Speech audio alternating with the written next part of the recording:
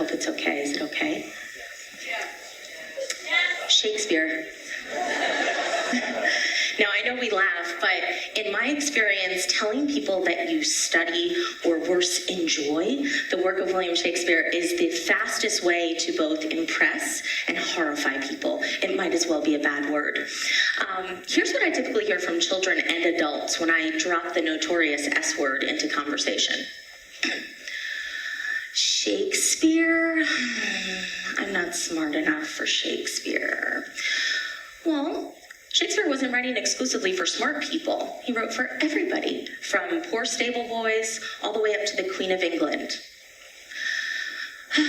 Okay, but I also can't read Old English, because it's old. You probably read it in black and white. Well, I can't read Old English either. It's basically German. So it might be a relief to find out that Shakespeare wrote in early modern English, which isn't far from what we speak right now. But Shakespeare is just boring. That's all I ever hear about is that Shakespeare's boring. This always stumps me for a sec. I guess if you consider, war, love triangles, mistaken identities, sociopaths, witty banter, slapstick comedy, half animals, half humans, I guess if none of that interests you, then Shakespeare would be boring. But ultimately what I'm going to say to my skeptics is, it's Will's world, and you're already living in it. Ever tell a knock-knock joke? That's Shakespeare. Do you wear your heart upon your sleeve? That's Shakespeare. Do you ever want to break the ice? You've ever felt like you were in a pickle or that you've seen better days? Is there a method to your madness? Do you eat your parents at a house and home? Have you said that love is blind? And even if all of this is Greek to you, it's still all Shakespeare. Now, maybe I haven't convinced you yet. That's okay. You're sitting here today and you're thinking, nope, Shakespeare isn't for me. I know.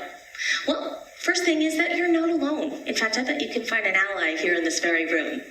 But present company aside, there were also some other literary giants, writers right up there with Shakespeare, who also didn't get what he was doing. For instance, we have Voltaire, Lord Byron, Tolstoy, and Shaw. All famous Shakespeare haters. In fact, Voltaire over here, he went so far as to say that Shakespeare's work was an enormous dunghill. How nice. But understand that Shakespeare is intimidating. He's got an entire section of Barnes & Noble just about him. That's a lot. So the question is, how do we begin to break down this mammoth figure? And the question is simple.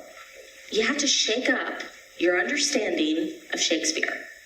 He's not Shakespeare, this infallible literary god looking down on you as you struggle with iambic pentameter and laughing. That's not him. He's actually Will, the entertainer, the innovative storyteller, a husband, a father, a man. Now, I'm sure you're still not convinced. So what I'm going to do is I'm going to hold up Shakespeare next to another icon you might be more comfortable with. Let's say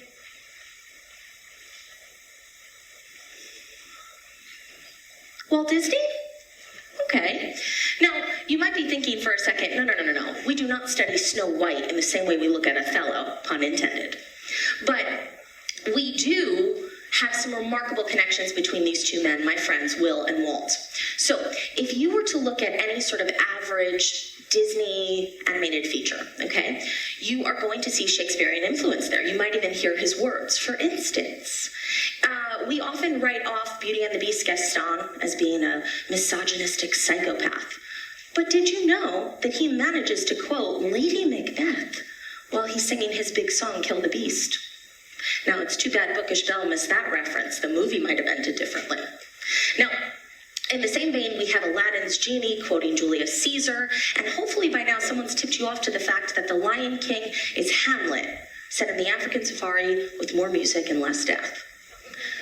Now, illusions aside, there's more connections between these men, okay? And that is because they were kindred spirits.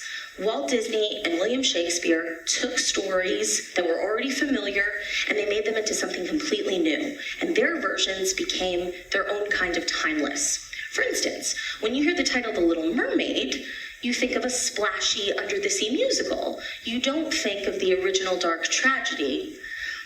But even though Hans Christian Andersen wrote that story 152 years before the 1989 film, that is what remains relevant in your psyche. And all because a bunch of people took a story, changed it around, and added a happy ending. This is something that Shakespeare did time and time again. He took historical sources, mythology, even stories that contemporaries of his had already written, and he changed them into something new. He gave them more depth. He gave words of poetry. He developed characters, especially female characters, which he often doesn't get enough credit for. Now, in case you're starting to think this little analogy is, well, cute, you might be thinking that there's no way Shakespeare could compare to the corporate juggernaut that is the Disney Corporation. Good friend of Shakespeare's, Ben Jonson, once said that his friend was not of an age, but for all time. How could Jonson have known that over 400 years later, we would still be tied to one man? And the answer is that Shakespeare is everywhere, okay? We are drawn to characters and stories that are Shakespearean in nature. It is what we want. We can turn on any news channel and see the Montagues and the Capulets fighting in any kind of city. We can imagine a war like Othello's as being a championship basketball game. We can hear the words of a villain coming from a face that we trust. Shakespeare scares us because we hear words like thee and thy and oft and anon.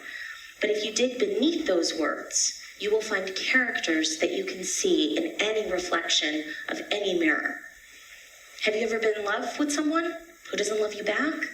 You might want to talk to Helena or Rodrigo for advice. Do you want to prove yourself that you're more than what you seem, especially to mom and dad? Then you might talk to Prince Hal. He later became Henry V. Maybe you felt like an outsider. You might identify with Viola or Othello or Shylock. And finally, if life ever becomes a series of slings and arrows that you need to fend off, or it looks like an overwhelming sea of troubles about to swallow you whole, you might want to pick up that copy of Hamlet from high school, dust it off, and give Shakespeare another try. Thank you.